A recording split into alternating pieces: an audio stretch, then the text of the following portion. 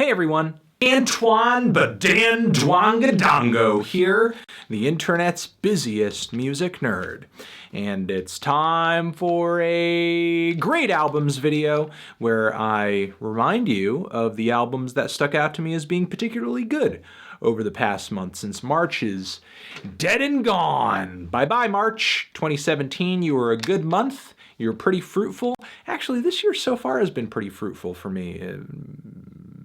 Honestly, I haven't had too many negative reviews this year so far. I don't know if it's because I'm sort of diverting a lot of stuff into the Why You Know review, but typically the Why You Know reviews already have a lot of albums in them. I'm just not getting all that disappointed lately. You know, there's a lot of good records out, a lot of good albums, a lot of music worth celebrating, and I'm happy about that. All that being said, the albums I talk about in this video are linked down there in the description, along with some links where you can hear the albums too. Check out the review, check out the music, and let's get into those recommendations. One, the new Ibibio sound machine. These guys are a UK music group fusing elements of West African funk, electro, synth pop, a little bit of a post-punk in there, and disco, dance, dance, dance. There's so much energy and high-octane instrumentation on this thing. Frontwoman Eno Williams is a sight to behold, but you're hearing her, so it's a sight for your ears. It's you're hearing it, it sounds good. Definitely the band's most energetic and well-produced and mature album yet.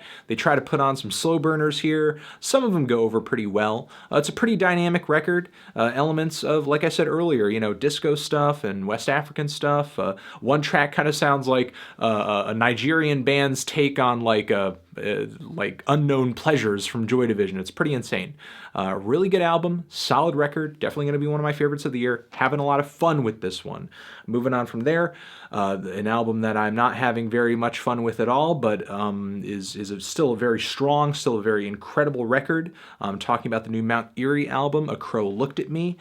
This was definitely one of the most intense and soul-crushing listening sessions, a series of sessions that I've had with a record that I had to review.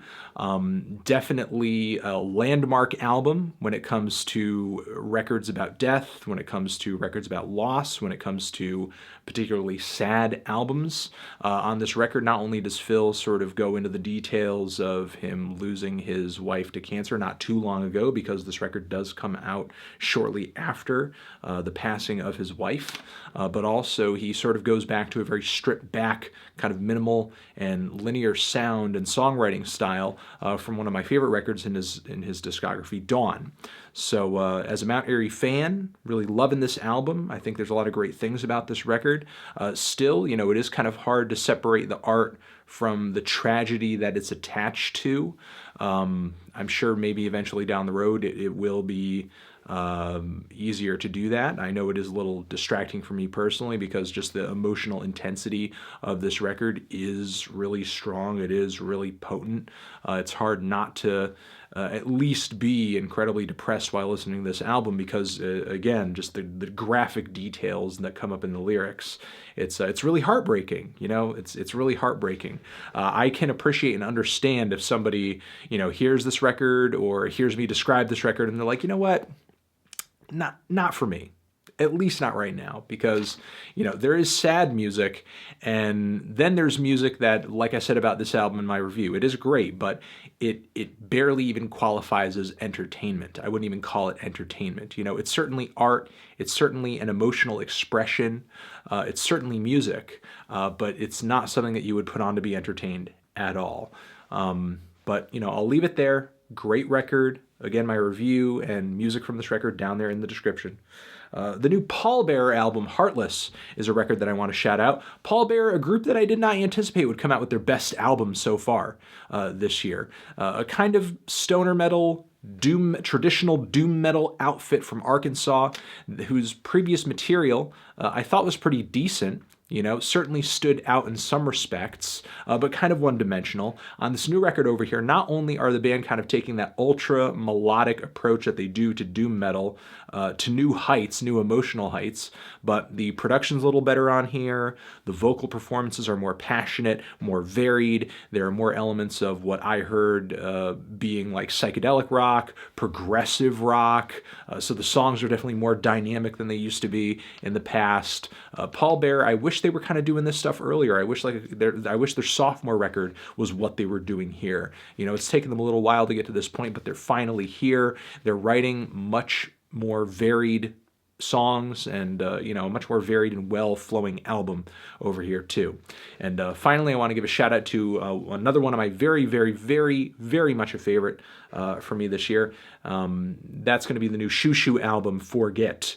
Xiu Xiu kind of goes back to a slightly grimier, synth poppier, a slightly post-punkier sound, a little more industrial on this record over here, with some very dark lyrics on this thing.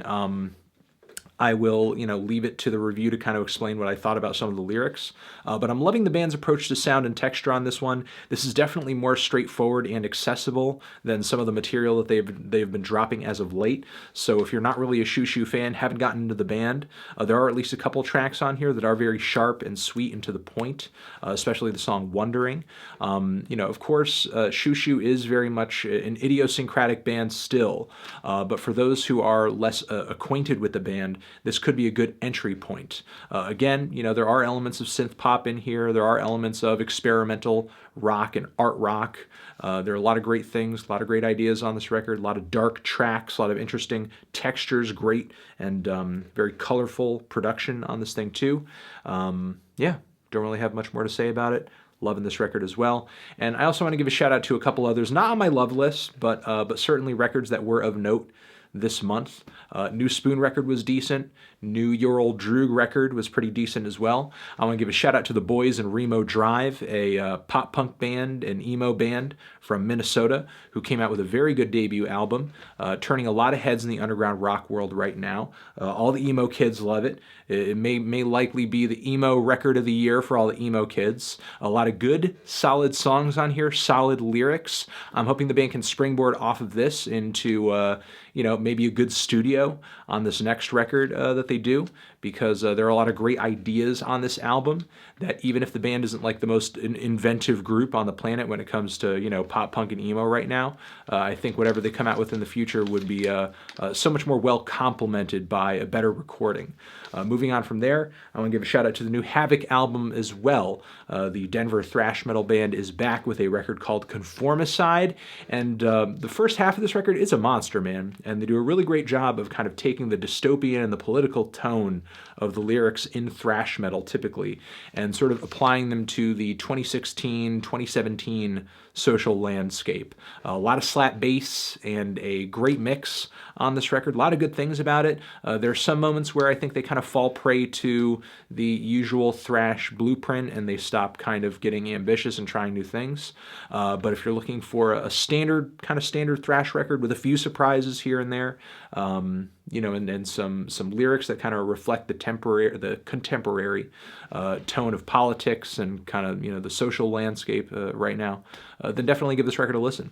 And that is going to be it for this segment. Recommending those albums to you guys. Again, everything, all that info linked down there in the description. You're the best. Hope none of these albums slipped through the cracks for you guys, but if they did, here they are. And you have a nice day. Charan. Musician, have you given any of these albums a listen? What did you think of them? Did you love them? Did you hate them? What would you rate them? You're the best. You're the best. What should I review next? Hit that like if you like. Please subscribe. And other links and related videos next to my head. Subscribe to the channel, official website too. I love ya. I'll see you in the next video. Forever.